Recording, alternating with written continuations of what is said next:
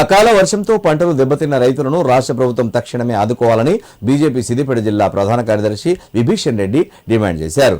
తోగుడ మండల పరిధిలో కురిసిన అకాల వర్షం, వడగండ్ల వాన ప్రభావంతో మొక్కజొన్న, పొద్దుతిరుగుడు, ఇతర పంటలు సాగు చేస్తున్న రైతులు పూర్తిగా నష్టపోయారని తెలిపారు.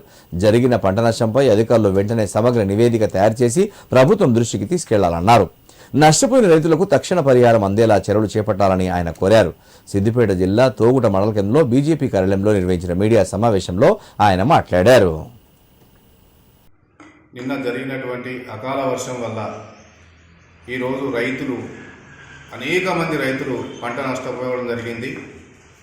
ఆ పంటను అంచనా వేసి అగ్రికల్చర్ ఆఫీసర్లు ప్రభుత్వానికి నివేదిక ఇచ్చి వెంటనే రైతులకు న్యాయం చేసే విధంగా ఈరోజు అధికారులు చర్యలు తీసుకోవాలి వెంటనే. ఎందుకంటే ప్రతి చేను కూడా పొద్దుతిరుగుడు పంట కావచ్చు, మొక్కజొన్న పంట కావచ్చు, బీనీస్ పంట కావచ్చు, ప్రతి పంట కూడా పూర్తిగా ధ్వంసమైంది. రాళ్ళు పడ్డాయి, వర్షాలు పడ్డాయి.